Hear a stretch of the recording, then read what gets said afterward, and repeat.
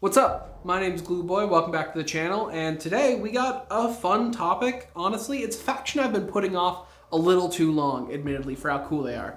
Today we're talking about the Adeptus Mechanicus. The Adeptus Mechanicus are everyone's favorite technophile, technology-worshipping weirdos from over on Mars.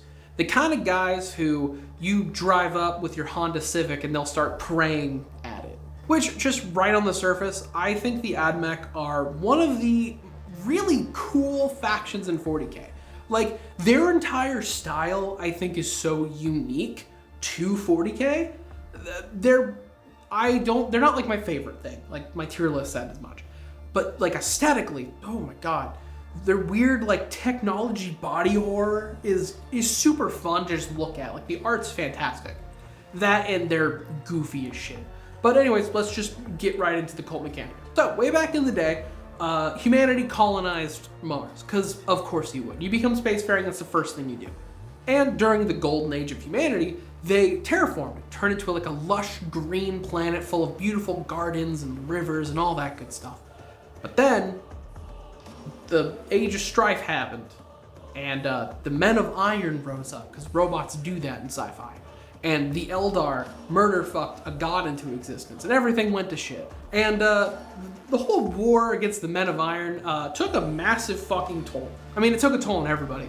But on Mars, they kind of nuked themselves back to being a red dust planet, undoing all the terraforming, and that forced the Martian people to go underground and live in these kind of hab shelters, where kind of got the ball rolling on where they are now. Because in these shelters, to hide away from radiation, mutants, like all that horrible stuff, an atmosphere that's now dangerous, technology is really important, because that's the thing that makes your food, your water, your air, like all of that. So Mars started really revering the people that knew how to fix their shit. And this became the original like, tech priest of Mars. And then with enough just solid culture building, because you're locked out from everyone else, you start making a religion out of it, which, by the way, we're going to get right into. Now, the religion of Mars, the Cult Mechanicus itself, is honestly really interesting and really familiar if you were raised Christian, because you have your Holy Trinity. You have the Machine God, the Omnissiah, and the Motive Force. Now, that should sound really, really familiar. Now, the Machine God is literally what it sounds like. A machine god. It is the god, an omniscient, like omnipotent god that put all like the knowledge in the universe for you to find, and it has a control over all technology. Then you have the Omnissiah. Now the Omnissiah and the machine god are separate things. They are not the same, except they are kinda, because Holy Trinity, it's the same deal with Christianity. As the Omnissiah is the machine god's avatar in the galaxy, which happens to currently be, at least according to the Mechanicus, the Emperor of Mankind. Because the Emperor of Mankind is this guy who kind of appeared and then made all this new tech, made space marines, all these fancy gadgets and like spacefaring stuff. So if anyone would be, there are some schisms in Mars and in the Cult Mechanicus that don't fully believe this. Like any normal religion is, there's many subsects of it, but whatever. And then we have the Motive Force, which is this force that has control in its little aspect in every single piece of technology.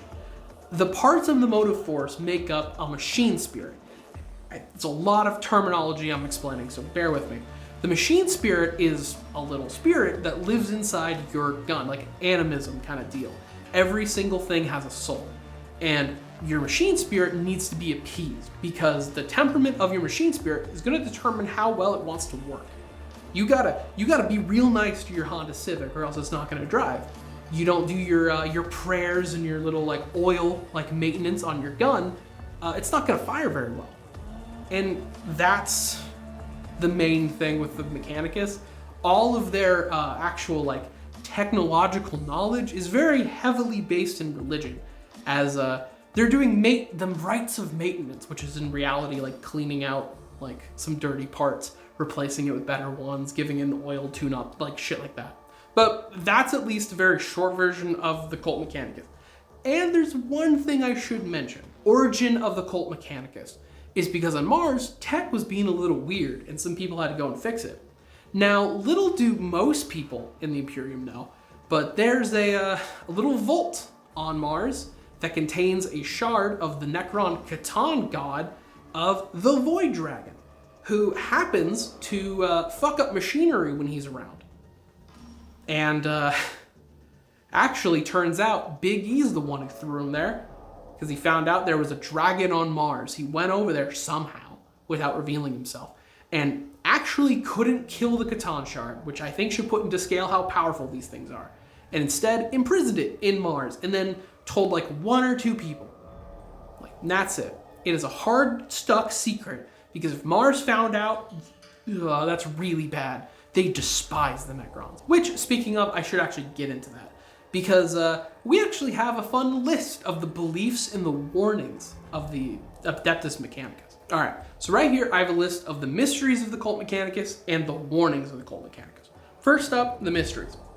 Life is directed motion. The spirit is the spark of life. Sentience is the ability to learn the value of knowledge. Intellect is the understanding of knowledge. Sentience is the basis form of intellect. Understanding is the true path to comprehension. Comprehension is the key to all things. The Omnissiah knows all and comprehends all. Now we have the warnings. The alien mechanism is a perversion of the true path. The soul is the consciousness of sentience. A soul can only be bestowed only by the Omnissiah. The soulless sentience, Necrons, is the enemy of all. The knowledge of the ancients stands beyond question. The machine spirit guards the knowledge of the ancients. Flesh is fallible, but ritual honors the machine spirit. To break with ritual is to break with faith. So yeah, if the Admech found out that their religion might have been started by the Necrons of all people, that would have been really bad. The other massive thing when it comes to Admech is to talk about the pursuit of knowledge, because that's all the Admech care about. They don't care about anything else. They just want to find shit and bring that shit back and learn how to make it. And that right there is the problem. They want to find things, because in the Adeptus Mechanicus, under their religion, inventing things is heresy. Because the machine god put all this cool knowledge in the universe, and you want to go out there and make your own? How dare you? And that's what they're doing, is going out hunting for it, because they're specifically looking for STCs, or standard template constructs. Now, these are essentially just really fancy 3D printers that would be sent around to colonies, like during the Golden Age of Humanity, that would print out everything you could possibly need for colonizing. And each STC over the years has kind of been corrupted, some data's been lost. So finding a new STC means you have a chance to find like some new cool shit. And they really value this. There's a story where these 2 guardsmen found an STC device that simply had a new schematic for a really cool knife they could make for the Adeptus Astartes. And in reward from the Adeptus Mechanicus, they were given a paradise planet to go retire and live on for the rest of their lives. And also that underlines, I think, the fun part of the Mechanicus, as a lot of the fun stories that come about is the fact that they're both like the most technologically advanced faction. However, they're also the most backwards. Because they can make their things work, but they don't actually know how it works. They don't know what actually like goes underway to build these things. They just know if they wave a sensor over it, they sprinkle some oil, some holy oils, like light up some incense, it'll just start working. Most likely because the same deal that allows the sisters to pull their miracles, which is probably kind of warp-based in belief. Yeah. Last thing I should go over is, I think, a pretty burning question for a lot of new people when they're getting into 40k. Hey, the Admech sounds like a religion. Isn't that outlawed? Yeah, it is. Because when Big E found them, after the whole Great Crusade, he went right up to Mars, and he found a religious order of technophiles. And in this, honestly, pretty weirdly smart moment from the Emperor, all things considered, he decided, I'll let this slide. Now, this is after Big E burned every single church on Terra and wiped out all religion from Terra. Then right after it gave these guys a pass. The reason is the Admech is super powerful. These are the guys that run the Forge Worlds to manufacture all the shit you need. And imagine trying to wage war against the people that build your guns. Or even just imagine pissing off the guys that build your guns. You make them upset, they're like, all right, no weapon shipments for you until like you appease us. Like a good way to picture it is they're kind of attached to the Imperium, but still separate. They're not fully Imperium, they're kind of their own thing. Like a microstate, or like if the United States government was heavily sponsoring like Amazon and vice versa. Like if we went to war with Amazon, the results on our country would be kind of awful. That's something you don't want to mess with. And last thing I'll mention is the idea of a tech priest. This is a tech priest. As you can see, they seem more robot than person, and that's because the flesh is weak, according to the Admech. Flesh is fallible, flesh decays and ages and rots. Robot parts don't. So when they induct themselves to becoming a tech priest, which is essentially like a religious leader and also kind of a military leader. As a tech priest leads a bunch of Skitarii. And Skitarii are like the normal foot soldiers. And the tech priest can actually like transmit orders in like a split second to the Skitarii or even control them remotely. Kind of sounding very Necron-y. Tech priests undergo a pretty horrific transformation where they're put on like a sanding table and grinded away from their feet to the base of their spine so they can get access to their spinal column, and then they're refitted with new parts like a fun little new arms that can hold like guns or axes, some cool headwear, anything they can desire. You can go from very normal looking to Belisarius Call. I'll get into him later, he's the next video. Which also tech priests value, getting yourself to a point where you're not even considered human. As very human traits are actually looked down upon in the Admech. There's a character in the Caiaphas Cain books I really like. She's a tech priest that is really overlooked for a lot of promotions. Maybe she can't even become a Magos because specifically she has a few human vices. One of them is just snacking. Because she physically eats food, everyone around her looks down on her. Because that's such a primitive way of going about it. You just don't have a feeding tube injected into your mouth. But that's at least a quick overview of their entire thing. We're gonna go right to their rules. So, like before, I got bad news again. The Admech are actually this time one of the worst performing armies competitively. I think in the matchups they favor against like 3 or 4 armies out of the whole multitude. They got a real rough time, and a lot of this is because they got hit with some nerfs really bad because they were on top in like 2021, and then they really fell really hard. And maybe this will get fixed soon because Arcs of Omen, like the actual like competitive stuff's gonna open up in February. Rules are currently live. I have to still page through all that. So we'll see, maybe this video will be wrong in a few weeks. Though, to their main rules. And gotta go into some base rules this time because it's the first I haven't talked about just Space Marines for a bit. So, first thing you get when picking up your Admech army is you get access to 2 things. You get your Canticles and your Doctrina Imperatives.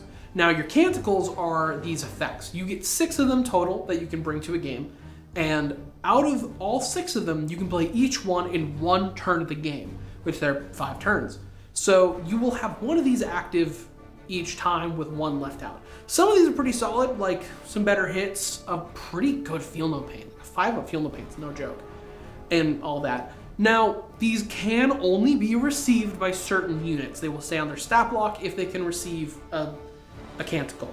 There's a way around this, but we'll get to that later. And next up is the Doctrina Imperative, which is only bringable if you bring a unit that could deploy it, which is just all the HQ units. Like, I don't know why you wouldn't bring one, but these are essentially just army buffs that come with a debuff. Same deal, you can only have 1 active for each round, and this time there are only 4 of them. And this is going to be very important based on what the turn is, what your army's like, and all this. Do you want to move faster but have worse saves? Do you want to shoot better but hit melee harder? Like that kind of stuff. And it's same with the Canticles. Like its effectiveness is going to be based on how you play it.